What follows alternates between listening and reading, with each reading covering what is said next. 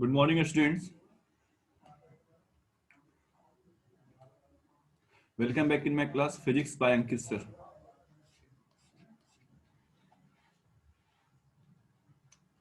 Yes, so we have discussed about cell and battery. In the last class, we have discussed series combination of cell. Is it clear? What does happen in series combination? In series combination, cells are connected one after another in such a way that the positive end of first cell, the positive end of first cell is connected to the negative end of second cell, and positive end of second cell is connected to the negative on the third cell, and so on. ठीक है, ये हमारा क्या था? Series combination of cell. यहां तक clear है सबको?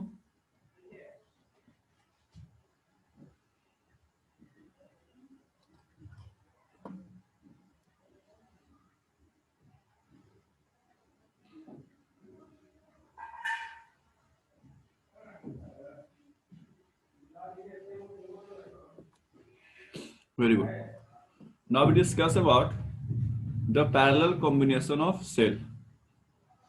In the parallel combination, cells are connected in such a way that the positive end of each cell is connected at one side, and negative end of each cell is connected at another side. ठीक है, यानी कि जो first cell है, second cell है और third cell है, इन तीनों का नेगेटिव एंड एक साइड है और पॉजिटिव एंड क्या है? एक साइड है.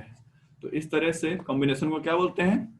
Parallel combination. ठीक है, जैसे आप लोग इस एग्जांपल में समझ सकते हैं, एनालॉजी. असेंबली में आप लोग जब प्रेयर होता है सुबह में, है ना, तो क्या होता है, यहाँ पर स्टेज पर 2-3 बच्चे होते हैं, परफॉर्म करते हैं, और बाकी सारे लोग लाइन में लगे हुए होते हैं, क्यू में लगे हुए होते हैं. ठीक है, तो आपका जो क्यू है, आपका जो क्यू है, ठीक, आपका जो क्यू है उसके पीछे 1 है, 2 है, 3 है, 4 है, 5 है, 6 है. तो ये सारे क्या है? सीरीज. आपका क्यू का जो बगल वाला लाइन है, ठीक है, वो क्या होगा? पैरेलल हो जाएगा. वो फर्स्ट क्यू है, सेकंड क्यू है, थर्ड क्यू है, तो ये सारे क्या हो जाएंगे? पैरेलल होते हैं. क्या होते हैं? पैरेलल. तो इस तरह से आप इसको याद कर सकते हैं, सीरीज और पैरेलल किस तरह से होता है. ठीक है, तो इसको डिफाइन कैसे करेंगे? इसको डिफाइन करेंगे in this combination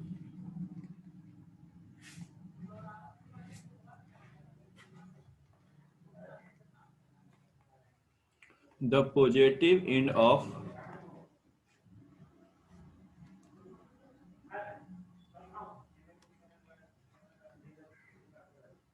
each cell is connected at one point, and negative end of each cell is connected at another point. ठीक है, क्लियर? यहाँ पर पॉजिटिव हो गया, यानी ये टर्मिनल से, इस टर्मिनल से हमको इस पॉइंट पर पॉजिटिव मिल रहा है, और इस टर्मिनल से इस पॉइंट पे क्या मिल रहा है? नेगेटिव मिल रहा है. ठीक है, तो पैरेलल कॉम्बिनेशन का कहाँ यूज है और सीरीज कॉम्बिनेशन का कहाँ यूज है, इसको हम डिस्कस करेंगे. सबसे पहले इसको आप लोग नोट कर लीजिए और फिगर बना लीजिए. ठीक है, अब देखिए पैरेलल कॉम्बिनेशन और सीरीज कॉम्बिनेशन का क्या यूज है. देखिए, कोई भी एक सेल होता है, तो उसका सेल का क्या डिवाइस, सेल का क्या करता है? सेल क्या करता है?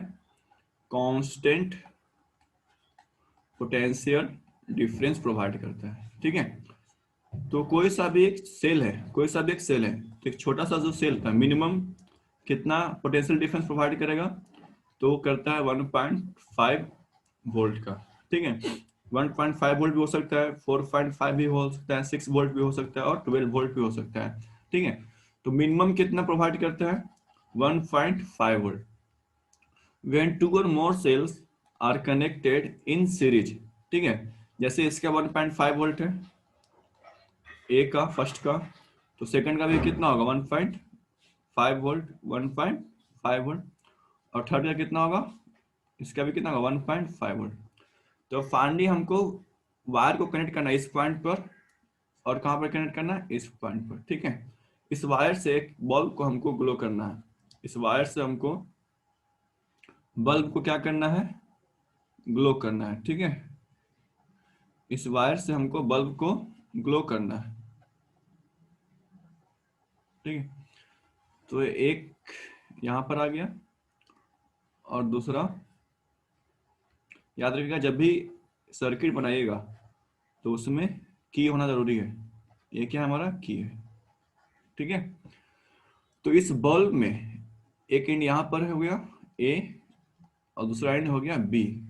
अब बताइए ए और बी के बीच में कितना पोटेंशियल डिफरेंस मिल रहा है। एक सेल का 1.5 वोल्ट है, तो ए और बी के बीच में इस बल्ब ग्लो करने के लिए इसको कितना पोटेंशियल डिफरेंस मिलेगा when we switch on the key. जल्दी से बताइए हमको।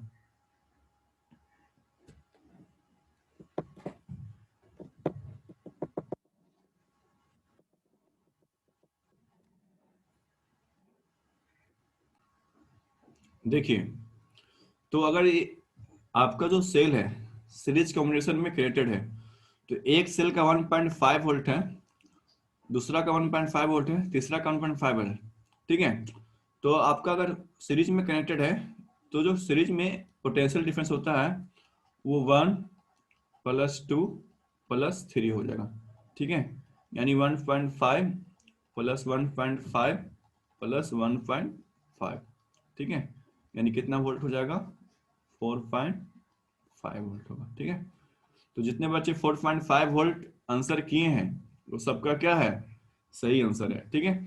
तो सीरीज कॉम्बिनेशन क्यों करते हैं, we use series combination, we use series combination to increase the potential difference. क्या लिखेंगे यहाँ पर, we use series combination of cell to increase potential difference, ठीक है। यानी कि वोल्टेज, पोटेंशियल डिफरेंस यानी कि वोल्टेज, वोल्टेज में आप वोल्टेज बढ़ाना है तो हम लोग क्या करेंगे, सीरीज कॉम्बिनेशन यूज करते हैं, किसका, सेल का। किसका यूज करना है, सेल, किसी और जगह नहीं, हर जगह नहीं, सिर्फ सेल में आपको पोटेंशियल डिफरेंस बढ़ेगा, ठीक है। लेकिन अगर आपको करंट बढ़ाना है, लेकिन क्या बढ़ाना है आपको, करंट, तो क्या करेंगे, करंट बढ़ाने के लिए हम आपको यूज करेंगे पैरेलल कॉम्बिनेशन। करंट बढ़ाने के लिए क्या यूज करेंगे, पैरेलल कॉम्बिनेशन, ठीक है। तो देखिए इसमें नेक्स्ट है, ये पैरेलल कॉम्बिनेशन है, ये सेल है, इसका वोल्टेज कितना है 1.5 वोल्ट, कितना है 1.5 वोल्ट। इसका भी कितना होगा 1.5 वोल्ट, इसका भी कितना है 1.5 वोल्ट, ठीक है। तो अब ये 1.5 वोल्ट 1.5 वोल्ट बराबर है। सपोज यहाँ पर पॉइंट ए है और ये पॉइंट क्या है, बी है। अब बताइए अगर हम ए और बी के बीच में एक बल्ब को कनेक्ट कर दें, अगर हम ए और बी के बीच में क्या करें, एक बल्ब को कनेक्ट कर दें, ठीक है। तो इस बल्ब को जैसे ही स्विच को ऑन करेंगे बल्ब ग्लो होगा, तो इसमें वोल्टेज कितना मिलेगा, इसको गेस करके बताइए इसका वोल्टेज कितना मिलेगा हमको। अब इसका रीजन सुनिए, ए और बी का जो पोटेंशियल डिफरेंस है वो कितना होगा आंसर, 1.5 वोल्ट। 4.5 वोल्ट क्यों नहीं हुआ, 1.5 वोल्ट। Very good. 4.5 वोल्ट क्यों नहीं हुआ, because this combination is not a series combination, this combination is a parallel combination, this combination is a parallel combination. In parallel combination parallel. Potential difference remain constant, potential difference remain constant. और guess करिए कि क्या बढ़ जाता है, क्या increase करता है, इन पैरेलल कॉम्बिनेशन में क्या इंक्रीज करता है, पोटेंशियल डिफरेंस कांस्टेंट करंट। रहता है। यस, ये बताए थे आप लोग को, यस सर। क्या बताए थे, कि सीरीज कॉम्बिनेशन में वोल्टेज बढ़ता है और पैरेलल कॉम्बिनेशन में करंट बढ़ता है। सब ठीक है। तो इसका पोटेंशियल डिफरेंस क्या रहेगा 1.5 वोल्ट, लेकिन करंट का वैल्यू क्या हो जाएगा, इंक्रीज कर जाएगा, करंट का वैल्यू क्या हो जाएगा, इंक्रीज कर जाएगा, ठीक है। तो यहाँ पर क्या लिखेंगे, we use we use parallel combination, we use parallel combination किस लिए? To increase amount of current. ठीक है, क्लियर हो गया आप? बोलिए। So our next topic is Ohm's law. Ohm's was a German scientist, ठीक है, जिनका नाम था जॉर्ज साइमन ओम्स। उन्होंने एक रिलेशन दिया। उन्होंने एक रिलेशन क्या देखा कि किसी वायर में अगर हम करंट का वैल्यू बढ़ाते हैं, तो क्या वैल्यू बढ़ता है? वोल्टेज ही बढ़ता है। करंट बढ़ाते हैं तो वोल्टेज बढ़ता है, और अगर वोल्टेज बढ़ाते हैं तो करंट भी क्या होता है? बढ़ता है। तो उन्होंने पाया कि voltage is directly proportional to current. ठीक है। अब आपको बताए थे कि प्रोपोर्शनल हटाने के लिए एक कांस्टेंट लाते हैं। तो यहाँ पर कांस्टेंट क्या आ गया? यहाँ पर इस कांस्टेंट को हटाने के लिए हम कांस्टेंट एक टर्म लाए आर। क्या लाए हैं? आर। इस आर को बोलते हैं रेजिस्टेंस। इस आर को क्या बोलते हैं? रेजिस्टेंस नाम सुने? रेजिस्टेंस। Yes sir. ठीक है। तो इस लॉ कैसे डिफाइन करेंगे? ये तो हो गया कैसे लॉ बना है। इस लॉ को कैसे डिफाइन करेंगे? देखिए, according to this law the potential difference between two conductor. ठीक है, यानी कि कोई वायर है, हमारे पास कोई वायर है, पॉइंट ए है और बी है। ठीक है, एक वायर है। अब इसके बीच में हमको पोटेंशियल डिफरेंस निकालें भी। ठीक है, according to this law the potential difference between two conductor is equal to the product of amount of current, यानी कि amount of current क्या है? I, and the resistance of the conductor। resistance को किससे रिप्रेजेंट करते हैं? I से, यानी V इक्वल टू क्या हो जाएगा? I into R। ये लास्ट समझ में आ रहा है आप लोग को? बोलिए। ओम्स लॉ क्लियर हुआ? ठीक है, याद हो जाएगा। क्या करना है आपको? इस फॉर्मूला याद रखना है। इस फॉर्मूला को याद रखना है, V equal to I into are.